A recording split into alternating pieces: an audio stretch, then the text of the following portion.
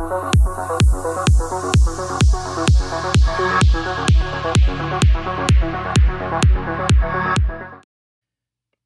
everyone, what's up? This is going to be a sketchbook brush tutorial and what I use for my drawings as well. Some of you guys have been asking what brushes do I use and can I go over some of the brushes and how to use them in Sketchbook. And that's roughly what this video is going to be about. I'm also going to talk about the brush library real quick, and then we're going to go through making a brush for you guys. So right here, if you go over here and you click on this icon right here, this allows you to access brush properties. Now if you go to something like this, there's a basic one and then an advanced one. But for this pencil, this is the default pencil Sketchbook offers. They don't really have an advanced one, but this is the pencil I use to sketch all my drawings out. I really like this pencil. I wouldn't change anything with it. It's really nice. And then this is also a default brush. It's the inking pen, and that's probably what you know as I ink my Dragon Ball Z drawings or whatever drawings I'm using. I ink with this. It's a really nice brush. It's got size pressure, but not opacity pressure, which is what I like and what I'm looking for when I'm inking. When I paint my drawings or color, I use the paintbrush, and this is also a default brush with Sketchbook. All I did was change the size a little bit when I go lighter. That's the only thing I changed. The opacity and the flow are all 100%, but this is a default brush that you have in Sketchbook. And I use these 3 airbrushes, all defaults of Sketchbook. The hard eraser, soft eraser defaults. This smudging tool. This is a really good tool to blend colors. I really like it. Let me just show you real quick. I use this on more realistic drawings, not so much Dragon Ball Z, but it allows you to pull colors around. See, I could pull the darker yellow over and pull the lighter yellow over. And I can even pull the white in across. It's a really good blending tool. I use this on my Moana drawing. And then you have the blur, sharpen, and smear. These are all basics. And then these 3 brushes over here I made, or these 4, and I'll go over those in a second. So real quick, I just want to show you the brush library. If you go over here to this icon, you have the brush library, and you can make your own brush palette like I did here. And then you have the basic ones, and all you have to do is just if you click this, you can click this little icon. You can go to import new brush set, import new brush, delete brush and whatnot, and you can go down here, do the same thing, new brush. So let's say I wanted to delete brush set. Oh, these ones can't delete these because these are Sketchbook basics.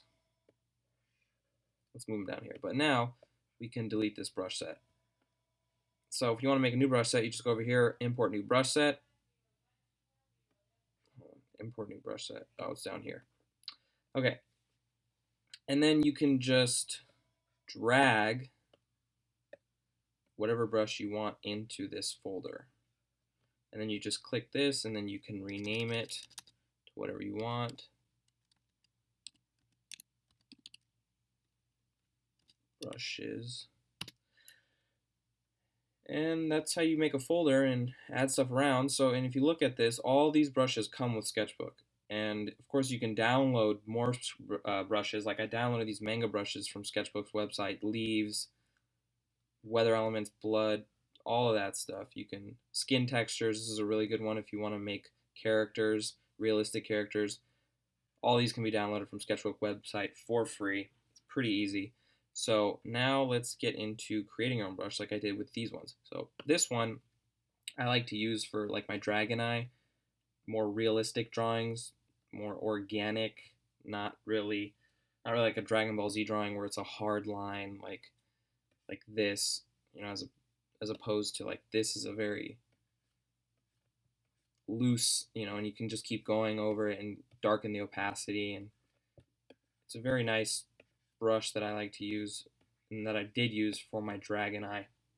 And then this brush I used for my scales, just to add detail. And just to show you how I made this, if you go over here, and let's just make this really big real quick, and just click it a bunch of times with the mouse to get it really dark. Okay, so let's go ahead and make a new brush. So you're going to go over here and click New Brush and do Standard Brush. And you have it over here. And right now the icon is just some weird default icon. And you're going to click it and then go to, whoops, the brush properties, and you want to go to Advanced. You want to come down to Nib and then click Shape. And then you want to go Capture, and it's too small to capture the whole thing, so you want to make it larger so you can capture the whole thing. And now we captured it, and we can go ahead and start changing stuff. We can make it soft or really sharp, the roundness, the spacing. So now if I'm not going to lift up my pen at all, but if I'm moving like this is what it looks like. Or you can make it closer together or really far apart. And then you have flow, opacity, pressure. Make it really small when we're doing it really light. And then a lot of pressure, make it really big.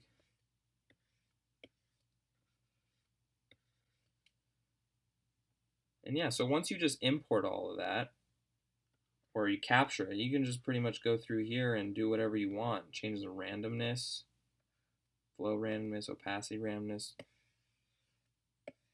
and just make, kind of looks like a smoke a little bit from a distance.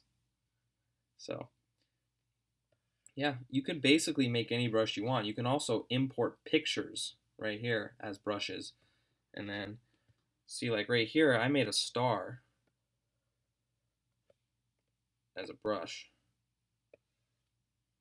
So I just drew that star, and then I just went to capture. And if you didn't want to draw a star, you can just take a picture of a star and import it.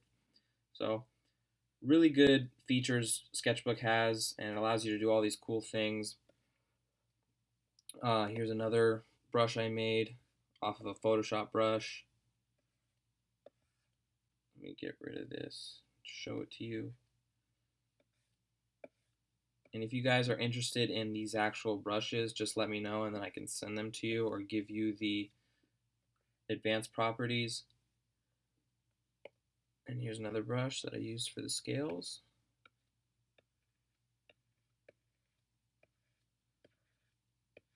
Yeah, that's basically about it. I mean, Sketchbook Pro has a lot of cool features with brushes, and you can basically make whatever you want. There's really no limits on what you can make as a brush. So that's the end of the tutorial, and I hope you like this tutorial. Please let me know in the comment section down below, and I will see you during next drawing. Thanks.